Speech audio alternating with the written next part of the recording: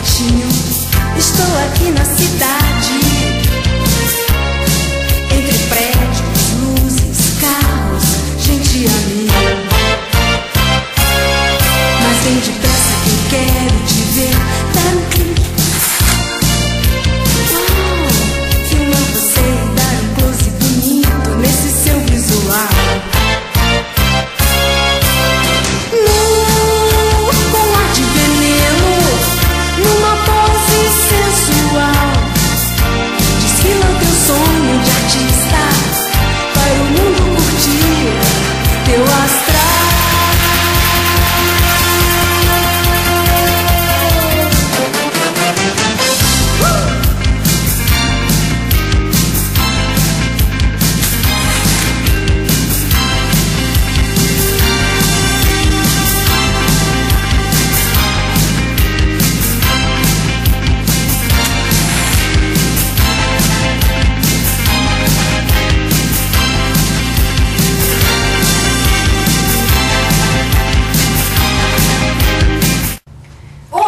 Começa mais um programa Balada da Fada. Sejam bem-vindos aqui na TV Cinec, sob direção de Andréa Caruso, na técnica Janaína Bento, na supervisão Rodolfo Estevam, na produção Mônica Alves. Começa mais um Balada da Fada.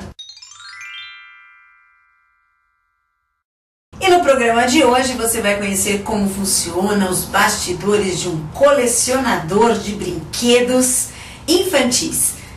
Você já viu aqueles brinquedos que você brincava há muito tempo atrás? Eles podem ter muito valor, viu? Tem brinquedos que chegam a custar até 80 mil reais. Já pensou nisso? É melhor, antes de você jogar seus brinquedos fora, começar a guardá-los, porque um dia eles poderão valer muito.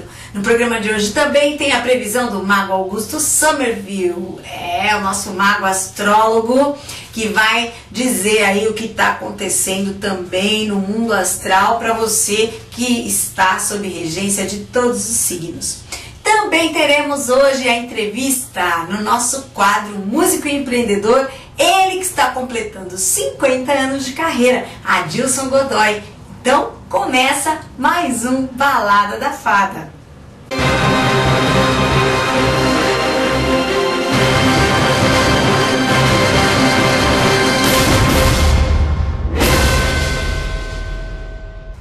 Falando de política, os ânimos andam exaltados. Várias pessoas estão descontentes. Também o nosso governo colocou o Brasil no Foro de São Paulo. Nós já explicamos o que é o Foro de São Paulo várias vezes aqui no nosso programa. E o Brasil é um dos principais, se não o principal membro do Foro.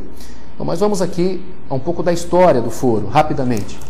Foro de São Paulo, que significa Fórum de São Paulo, foi fundado no ano de 1990, na cidade de São Paulo, e por isso mesmo recebeu esse nome. Os fundadores do Foro foram o ex-presidente Luiz Inácio Lula da Silva, o Lula, Fidel Castro, o ditador cubano, e mais um grupo de pessoas ligadas ao Partido Comunista de Cuba, ao PT, ao núcleo duro do PT, e mais uma série de partidos de esquerda do Brasil e de outros países. Qual que era o objetivo do Foro? Por que é que ele foi criado? A princípio eram poucas pessoas e o objetivo era recuperar na América Latina o que havia sido perdido no leste europeu, né?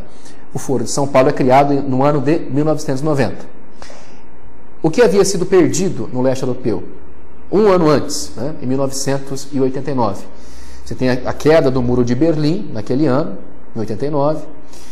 Aquela cobertura jornalística em torno do fim do comunismo, que viria a seguir. Alguns passaram a dizer que seria a vitória do livre mercado, enfim. E os comunistas na América Latina ficaram um pouco receosos, ficaram com medo daquilo e pensaram, puxa vida, o que nós vamos fazer agora?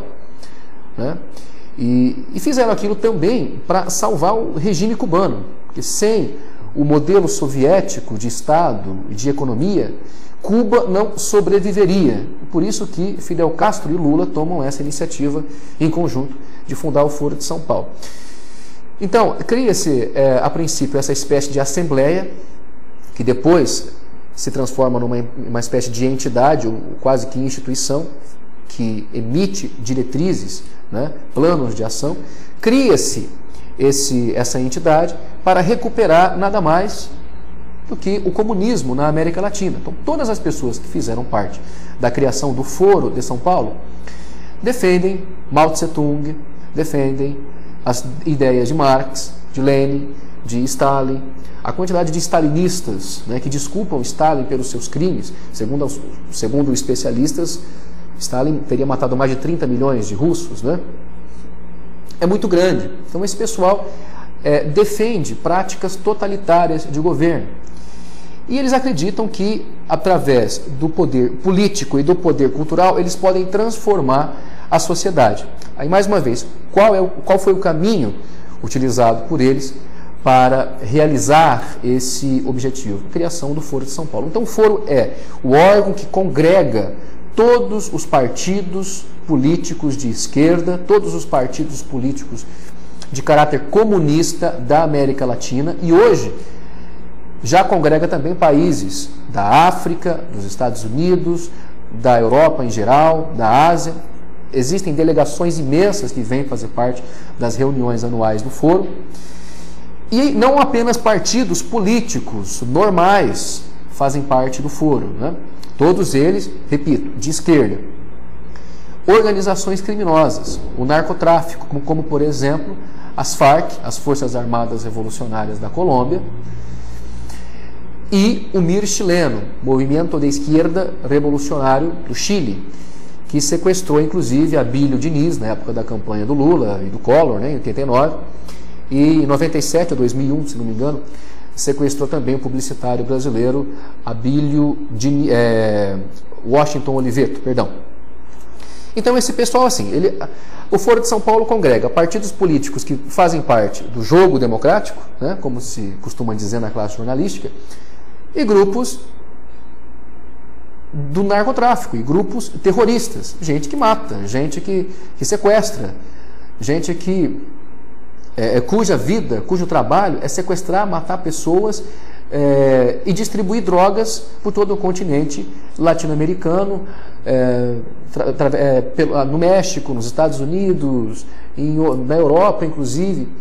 Então nós temos hoje uma situação muito diferente, muito nova na política brasileira. Nós temos a associação clara, né, e há mais de 23 anos sacramentada pela criação do Foro de São Paulo, entre a política, pelo menos na sua parte visível, que é a democracia, a eleição e tal, na sua visibilidade político-partidária, e o crime. Então esse foi o caminho utilizado pelo Foro de São Paulo até agora para conseguir o poder na América Latina, e mais, para colocar os partidos de esquerda no poder nos países latino-americanos e conservar esse poder. Portanto, eles não têm uma orientação democrática, muito pelo contrário, como eu já afirmei aqui no começo, eles endeusam Fidel Castro, Raul Castro, né? Ao final de todas as reuniões do Foro de São Paulo, eles sempre lembram que eles estão defendendo a Revolução Cubana, né? Defendem, por exemplo, as ideias dos revolucionários comunistas mais sangrentos, e sempre culpam os Estados Unidos por tudo. Tudo que de ruim, tudo que de mal acontece no Brasil é responsabilidade ou dos Estados Unidos, ou, no passado muito mais remoto, dos colonizadores que vieram aqui. Então, de início, nós temos que pensar o seguinte: o Foro de São Paulo não é uma coisa simples, não é algo, não é brincadeira isso, né? O projeto do Foro de São Paulo é de simplesmente controlar toda a América Latina, não só através da política, mas através da cultura. E, na verdade, a esquerda brasileira, como diz o Olavo de Carvalho, né, já tem o controle da cultura brasileira há mais de 30 anos, 30 até 40 anos. Como ele mesmo diz, há mais de 30 anos nós não temos no Brasil alta literatura. Foi tudo nivelado por baixo pela esquerda. Então todos esses cacuetes mentais, todos esses slogans, né? As pessoas hoje, incrível, elas pensam através de slogans, frases feitas, tem resposta para tudo em função dessa miséria intelectual e moral também, perpetrada pelos seguidos governos esquerdistas pelos quais nós passamos. E nas últimas 2 décadas, desde 94, 95, com o governo do PSDB, de Fernando Henrique, até agora com Dilma, tudo isso se comprova. Então eu acho que é isso, gente. Eu acho que nós devemos procurar saber o que está acontecendo na América Latina, especialmente no Brasil, e entender que o Foro de São Paulo é uma espécie de vetor de uma revolução que está em curso desde a sua fundação. Na verdade, no plano cultural já vem acontecendo há muito tempo. Se possível, consulte as atas do Foro de São Paulo, são mais de 700, 800 páginas ali de documentos de tudo que eles disseram que ia fazer e fizeram desde 1990 no site do Mídia Sem Máscara. E uma informação também que eu acho que é importante, sobre a qual nós devemos pensar, né?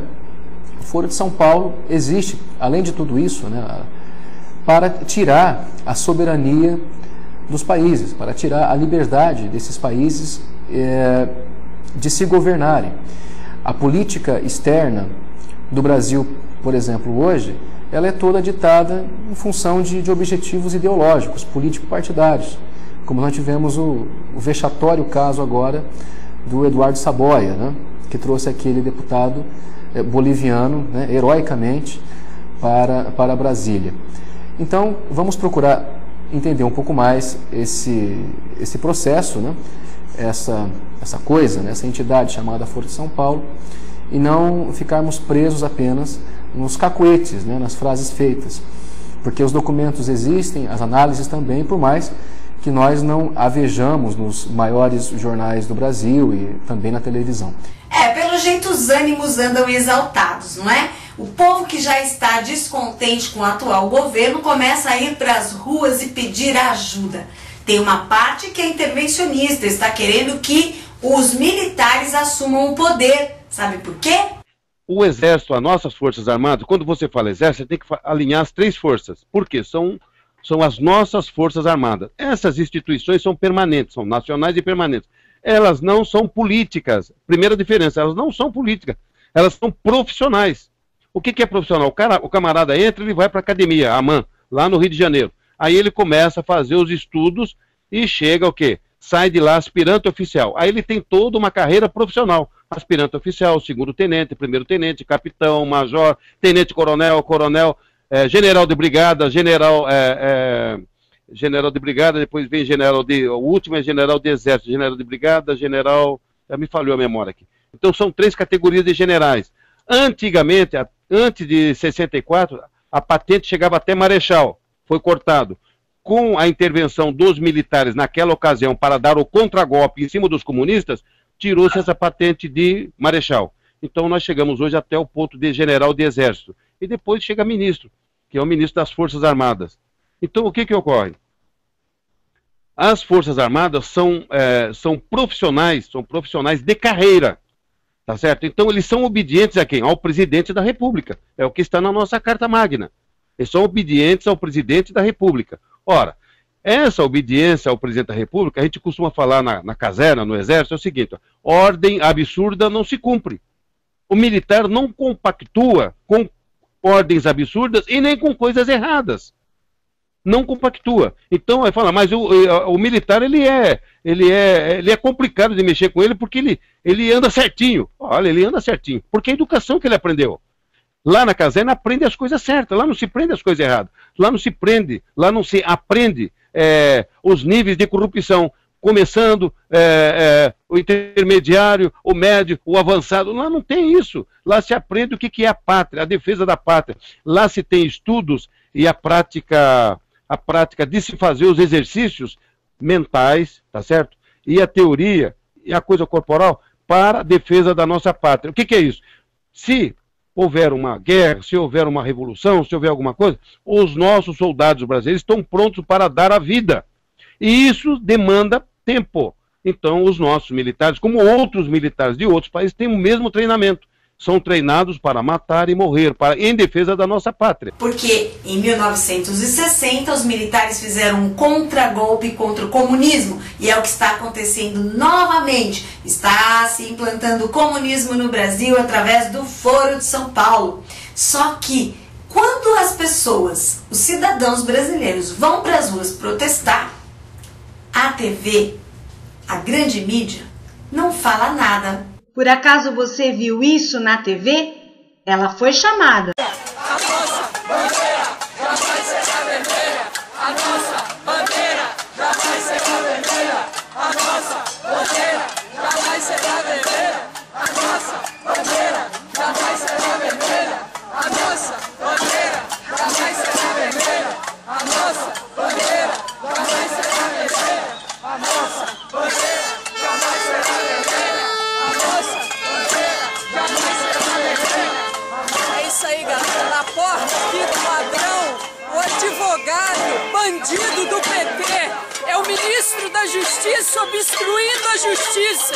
Isso não existe, gente. Estamos aqui na porta da casa do vagabundo.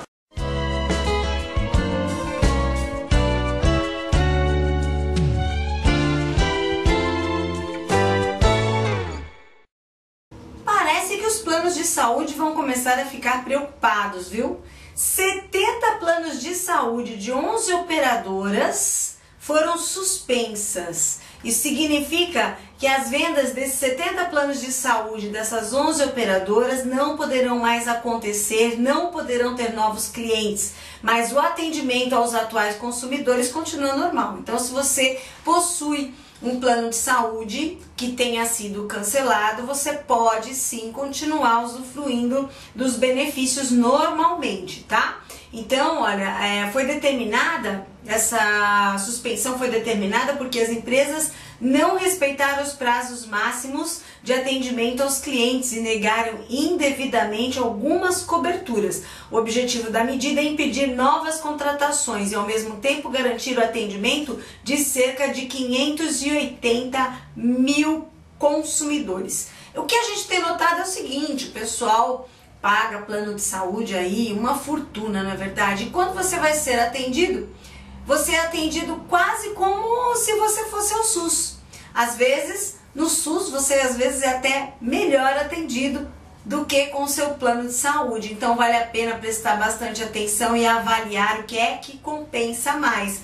E é bom que os planos de saúde procurem também melhorar a qualidade do atendimento, né? Olha, aqui nessa matéria que saiu num site em Ponta Grossa, a Unimed Paulistana afirmou que continua trabalhando para atender melhor os clientes e a dedicar todos os esforços para adequar o atendimento aos clientes dentro dos padrões exigidos pela Agência Nacional de Saúde. A reportagem não conseguiu entrar em contato com vários planos de saúde, viu? Eles se recusam a falar. Então, vale a pena você prestar bastante atenção aí no contrato que você assina cada vez que você for fazer um plano de saúde, tá? E agora vamos para as previsões do nosso querido mago Augusto Somerville. Olá pessoal da TV Cinec, meu forte axé para todos vocês. E as previsões continuam para 2015. A começar, irei falar hoje sobre os egos humanos que dominam o mundo.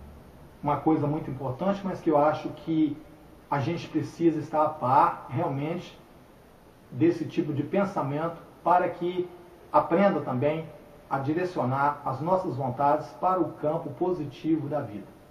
Nunca na história do planeta, e desde a era dos reis e faraós, a situação política partidária apresentou mudanças. Até hoje vivemos sendo controlados em tudo que fazemos e os golpes são diversificados em toda a área de atuação social. Vou falar agora sobre o setor da política brasileira. Como ficará? Percebe-se-á o aumento da frustração populacional em se tratando das formas que andam a política brasileira, onde algo como engodo governamental, falcatruas, desvios financeiros, negociatas indevidas e abuso do poder. Serão fatos estes preocupantes e evidenciados junto à sociedade, onde o povo se sentirá como que trapaceados em alguma forma, podendo este fato resultar em novos manifestos, escândalos administrativos e governamentais, isto de grandes proporções no Brasil. PT, Partido dos Trabalhadores. No ano de 2015, concretiza-se fatos já esperados, mas que onde o seu prestígio permanecerá em baixa, devido ao mau uso da máquina administrativa nacional. O PT estará com seu prestígio em baixa devido ao mau uso da máquina administrativa na política, mas conta ainda com novos e estrondosos escândalos no governo, que já evidentes pelo país. De janeiro a setembro, se intensificam conflitos políticos e partidários com repercussão em escândalos sociais e de ordem financeira em estados do país, tais como no Ceará, Rio de Janeiro, São Paulo, Bahia, Amazônia, Minas Gerais e Distrito Federal. E o mais impressionante nisso tudo seria o fato do PT ainda se manter no topo do poder. Fato este que se justifica pelos bons aspectos de Júpiter, que protegerá esse partido, evitando a interferência de Saturno com Marte durante todo 2015. Quero falar um pouco da ditadura ligada ao trabalho escravo no Brasil, que, por incrível que pareça, ainda existe. Sabemos que tudo que é explorado em demasiada ganância voltada ao poder acaba sufocando a sociedade e se torna como uma bomba relógio que, com o tempo, se explode. E esse tipo de governar está ultrapassado demais, pois lembra a volta da ditadura, da escravatura e monopólio, onde a sociedade vem sofrendo horrores por termos ainda os mesmos políticos no poder, que, além de nada fazerem, só sabem enganar a população num firme propósito de engordarem suas contas. Sabemos que tudo que é explorado em demasiada ganância ao poder acaba sufocando a sociedade e se torna como uma bomba relógio, que com o tempo se explode.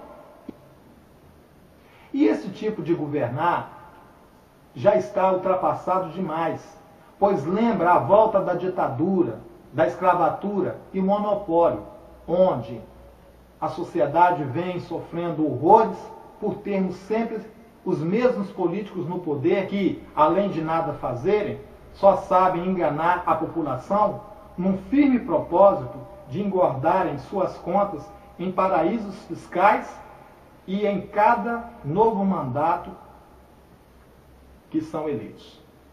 O que será da população se mal tem o direito de reclamar pelo pão à mesa, sem sofrerem as reveses de políticos gananciosos e cheios do ego e poder? Somos pó e ao pó voltaremos. E o animal irracional, estupidamente titulado de homem, não percebe o mal que vem fazendo o mundo e também a sociedade e até a si mesmo. Os governantes estão acabando com o mundo devido à ganância e o egoísmo exagerado. Todos nós temos a condição de poder usar as boas vibrações de Marte para transformar a própria vida na direção dos aspectos benéficos. Como sempre costumo afirmar, o futuro nunca está predestinado, pois pode ser modificado com a interferência dos homens. Bom, pessoal, terminamos então esse bloco de hoje. E quem quiser falar comigo, anotem no meu site, summerville.xpg ou poderão falar comigo no meu telefone de Vitória, Espírito Santo. É DDD 27 3233 0875. E para terminar, a palavra positiva do dia. Graças a Deus, sob todos os pontos de vista, vamos indo cada vez melhor. E melhor com Deus. Até a semana que vem para todos vocês. Agora vamos ver o que acontece nos bastidores de um colecionador de brinquedos antigos. Olá pessoal, eu tô aqui com meu amigo, o Dru Macchione, que vai mostrar para nós aqui no coração de São Paulo o mundo misterioso e o mundo fantástico dos brinquedos colecionáveis. Você vai mostrar pra gente, Dru? Perfeito. Então vamos lá.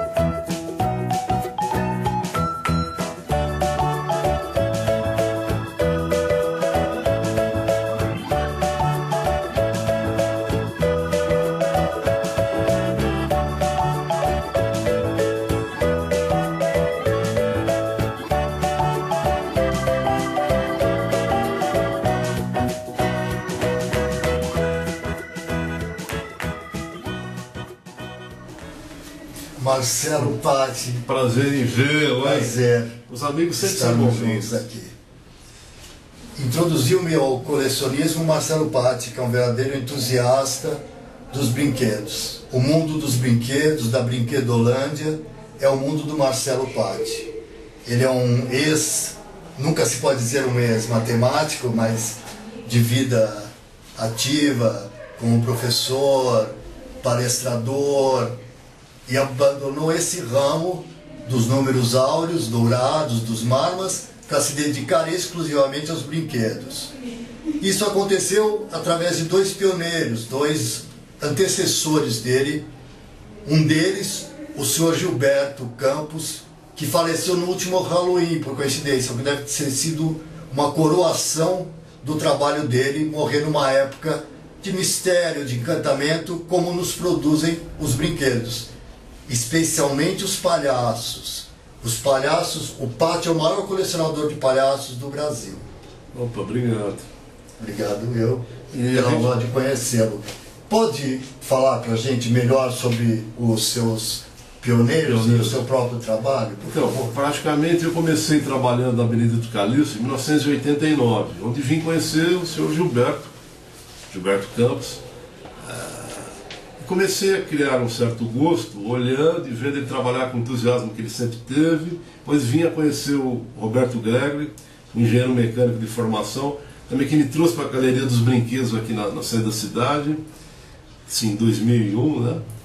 E praticamente eu dei aula até 2001, pois não parei mais de mexer com os brinquedos. Quer dizer, os brinquedos eu trabalhei desde 89 e dava aula paralelamente.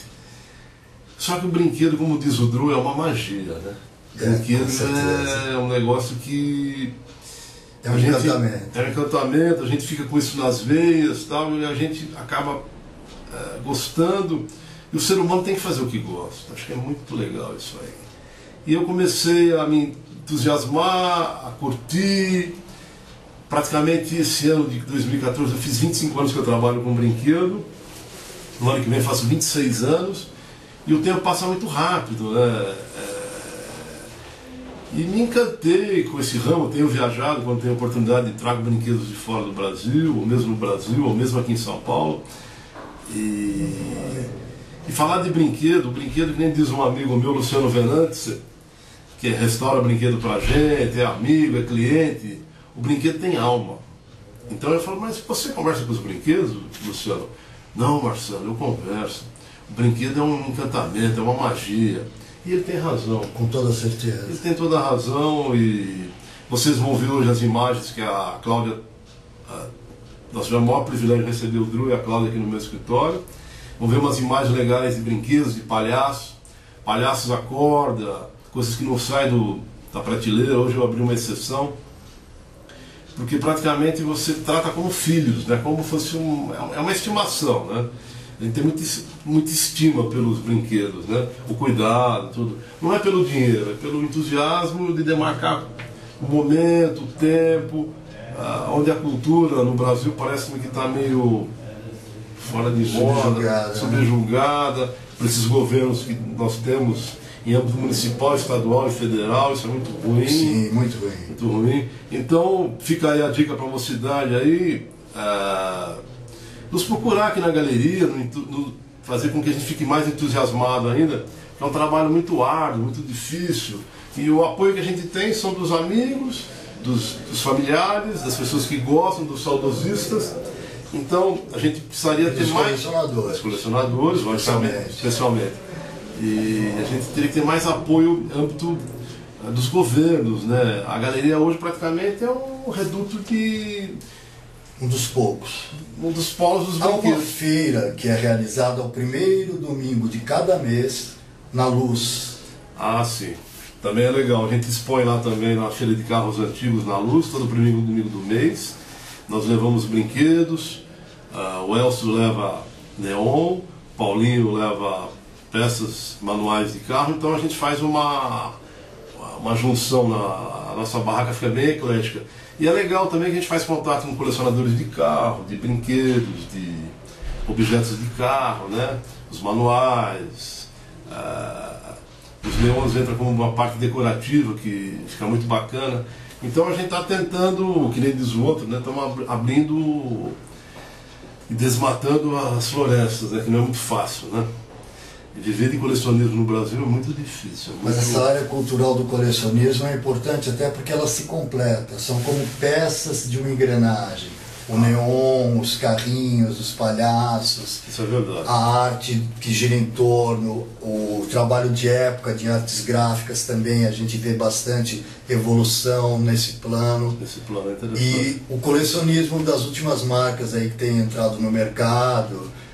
com as Barbies, os Hot Wheels, os Johnny Lightning, o Frankenmint, são marcas importantes, Matchbox é uma delas, e são peças que se completam. A pessoa compra o primeiro e nunca mais para de colecionar. É isso que eu acho um fato inebriante no negócio, sabe? Como vinho, que você prova cada vez uma marca, uma safra, e você vai não para mais, começando a conhecer ele, não para mais. Eu queria que vocês mostrassem pra gente o que você tem de bonito aqui no seu estúdio, no seu espaço. Sim, vamos e mostrar. Quais são as raridades, assim, o que você mais gostaria de mostrar para os colecionistas e também para o pessoal leigo que não conhece muito. Nós vamos mostrar os brinquedos 70, 80, 90 e os palhaços, que é meu mimo, né?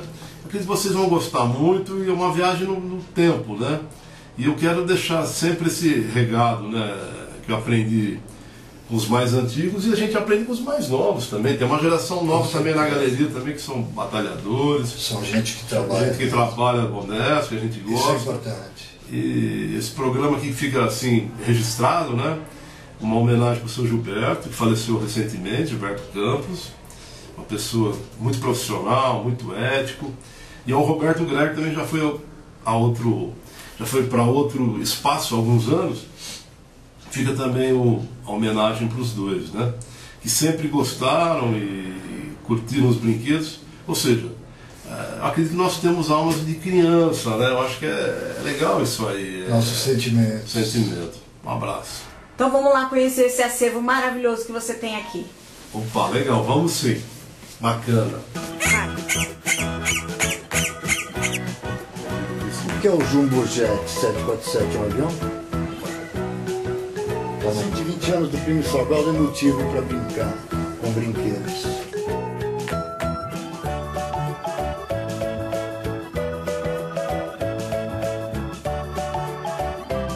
São o Fusarca e o Torresmo.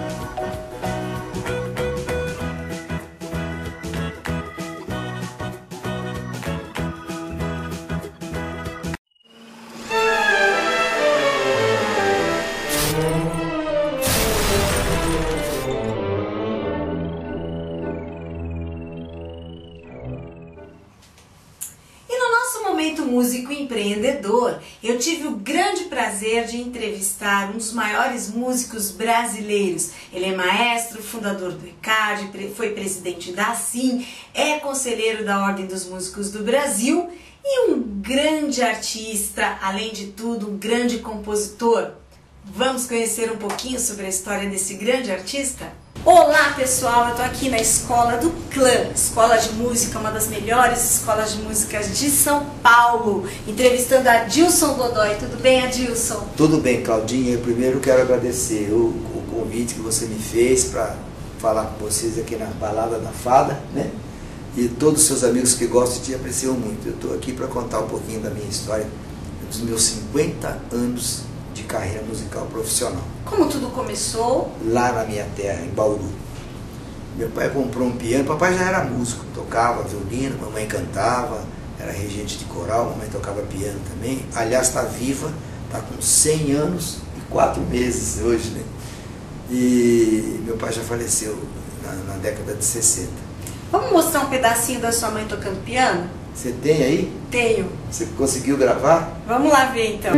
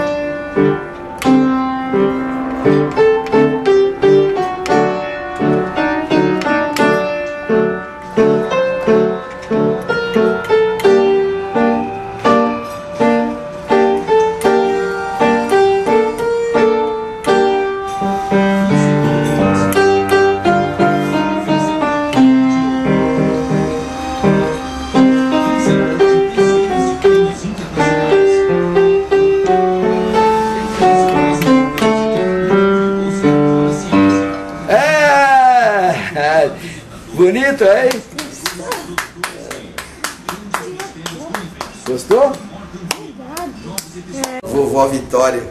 Que linda! Vovó centenária, mamãe centenária. Que linda ela tocando piano. Com Parcita. E ela que ensinou vocês três? A gente começou assim, né? Todo mundo começa em casa. Que nota é essa?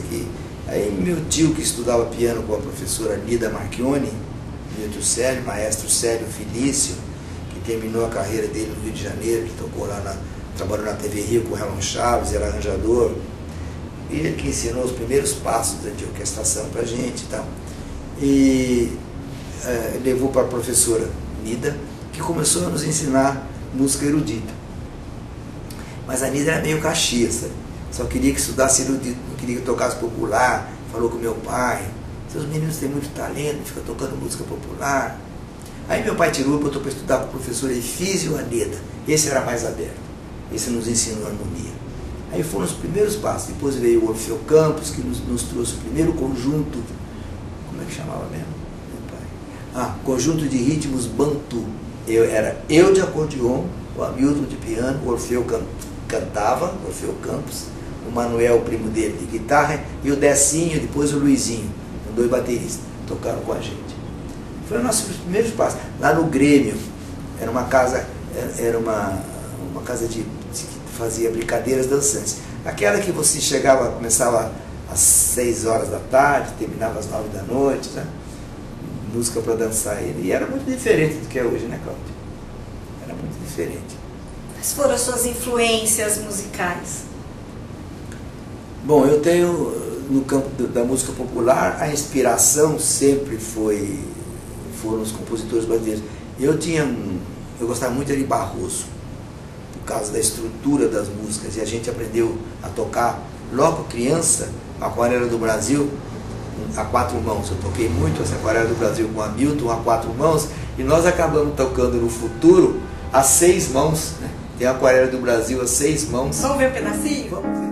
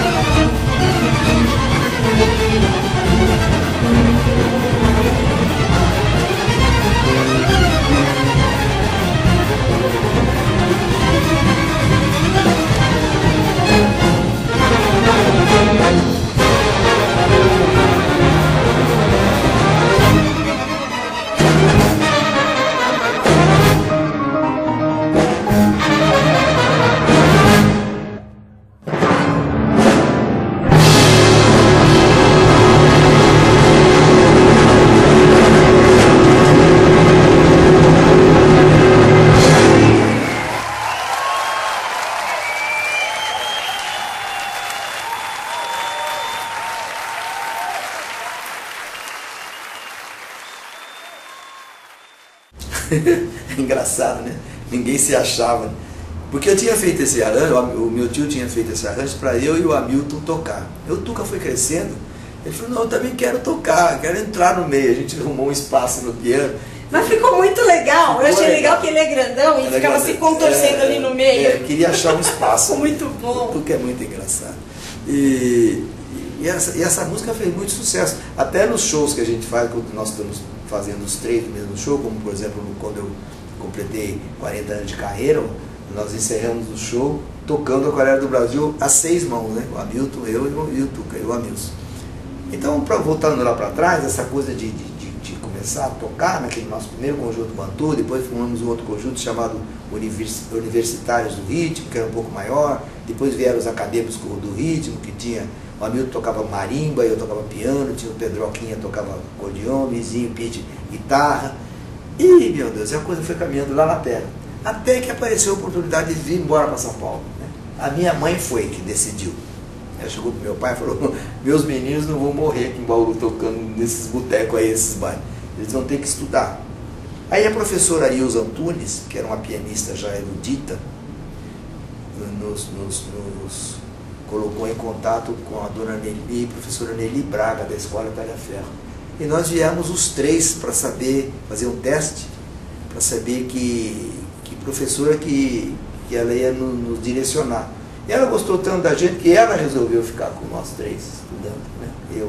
E era uma vida sacrificada, porque tinha que viajar de trem. Vocês imaginam, trem da Paulista, pegava às 6h15 da manhã o trem, para chegar em São Paulo a 12h15, e a 1h da tarde tinha aula. De Bauru para São Paulo, vocês viam? É. Quantas vezes? Toda semana. Toda semana fazia essa viagem. Depois eu comecei a vir mais espaçadamente, porque eu tinha que fazer o tiro de guerra, serviço militar, mas o Hamilton depois acabou ficando aqui, morando em São Paulo. Quando terminou o colegial, eu fui fazer direito, e ele falou, não, Adil, eu vou ficar em São Paulo, eu quero estudar piano. Aí a mamãe arrumou uma pensão para ele.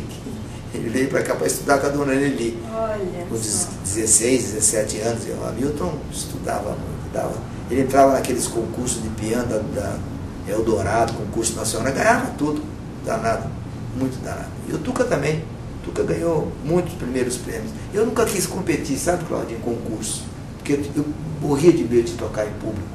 E festivais, você já participou do festival? Tenho 17 prêmios de festivais, 5 primeiros lugares e um primeiro prêmio internacional no Festival Mundial da Venezuela, que eu ganhei em 72, mas a minha música não pôde ser tocada no Brasil por causa da censura, por causa da letra, né?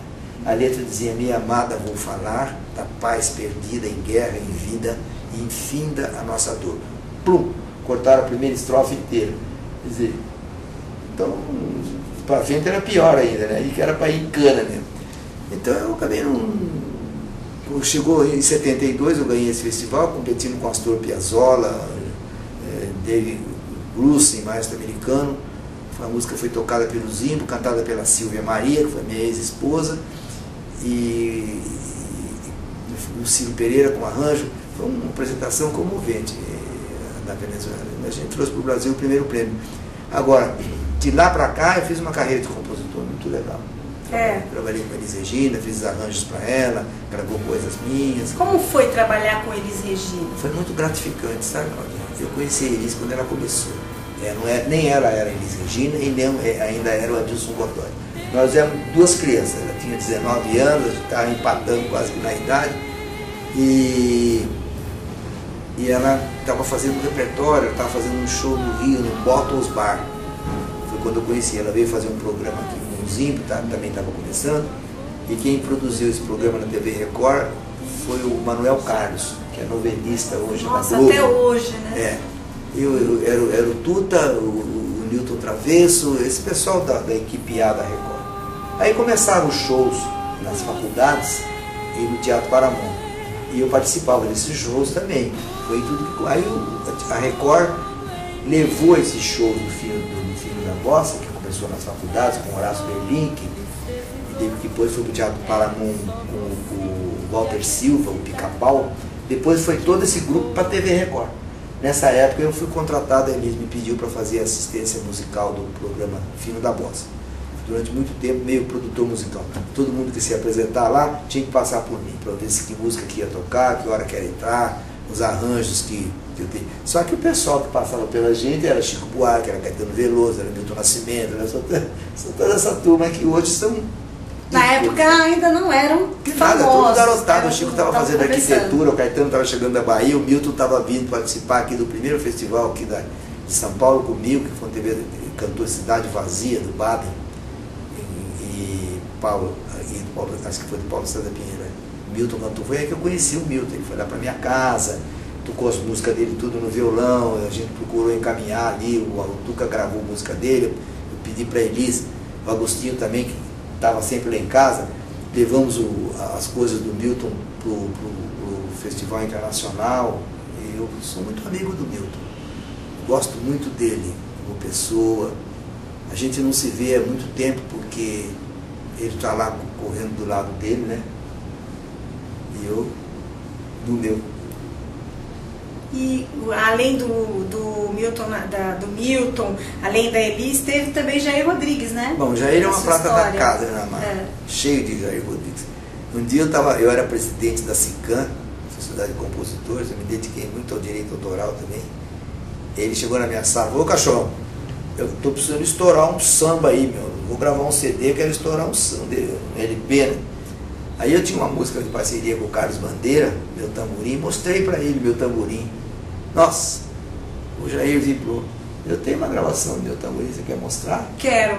Vamos ver então esse pedacinho do Meu Tamborim. Ele cantou essa música ao vivo no show de 40 anos de carreira no teatro aqui em São Paulo, Teatro São Pedro. Vamos ver então.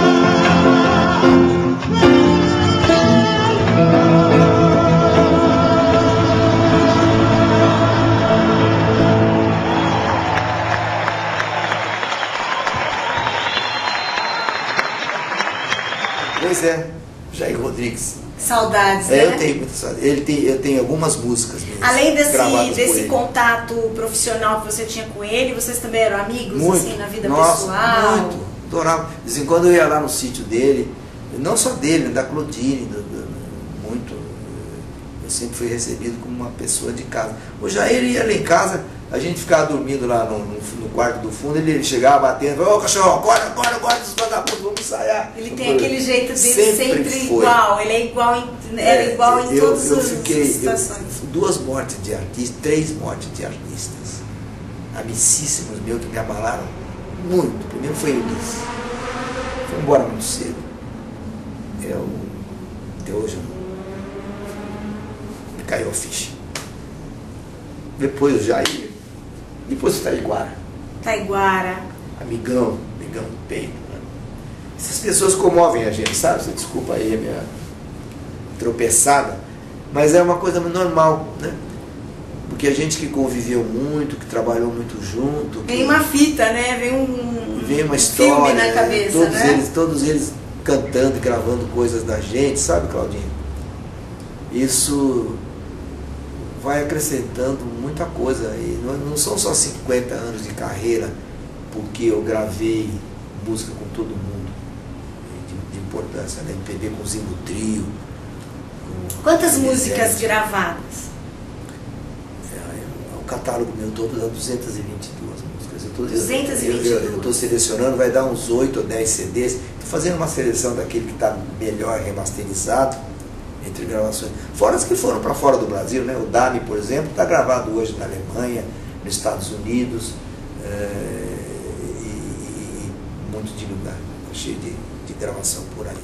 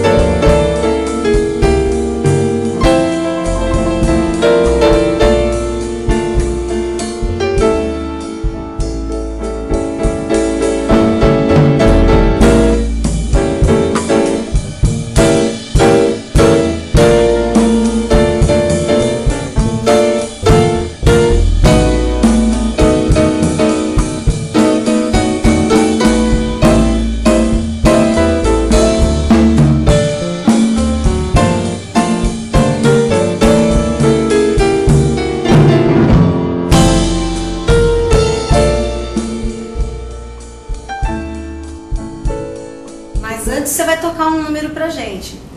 Só se tocar no piano do Hamilton ali. Ele deixa? Acho que deixa, não sei. Vamos fazer escondido? Vamos fazer Depois escondido. ele vai ver no vídeo que a gente fez, que a gente mexeu no piano dele. E é sem autorização. Sem autorização. Vamos fazer essa arte? Meu irmão pode. Então vamos lá. Bom, já estamos aqui escondidos no piano do Hamilton. No piano do Hamilton. Ele não sabe que a gente está mexendo no piano dele. Me diz qual música você vai relembrar desses 50 anos de carreira? Eu acho que nada melhor do que relembrar a primeira música, né? Aquela que me jogou no mercado fonográfico, que foi gravada pelo Zingo Trio, com um número instrumental. Depois a Elis Regina gostou tanto dessa música e lançou essa música num compacto simples, começando a carreira dela com 2 compositores paulistas, né? Comigo e com o Theo Barros. Ela gravou Menino das Laranjas e Sou Sem Paz. Então, eu vou tocar um pedacinho dessas 2 músicas para você. Primeiro eu vou fazer um instrumental aqui do Sou Sem Paz, como o Zingo gravou, depois eu vou cantar um pedacinho, se bem que eu não estou muito bom para cantar hoje. Mas vai cantar pra gente.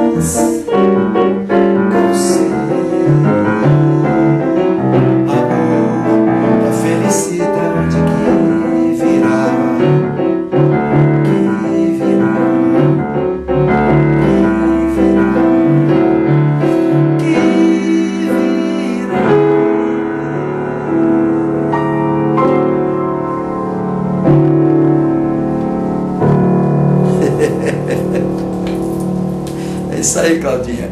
E o nosso programa Balada da Fada fica por aqui. Até quinta-feira que vem. E eu vou deixar você curtindo um pedacinho da canja que eu dei com o maestro Adilson Godoy. Espero você na semana que vem. Ô, Cláudio. Claudinha, você sabe que eu tenho um grande amigo aqui em São Paulo, né? Aliás, Eduardo Gudim, compositor, né? Oh, muito grande conhecido. compositor. E você, além de apresentadora, você é cantora também, né? Eu arranho. Não, eu já soube que você canta muito bem. Que tom que é?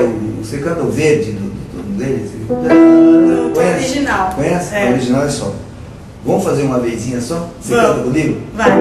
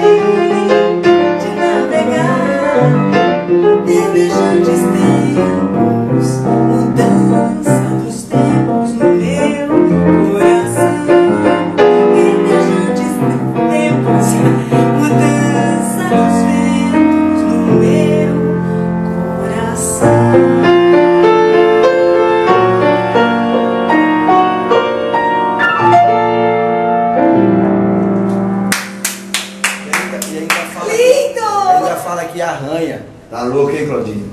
Para de mentir, hein, Claudinho? Vou fazer muito mais números. Tchau, gente. Até a próxima. Obrigado. Oh, que cheiro.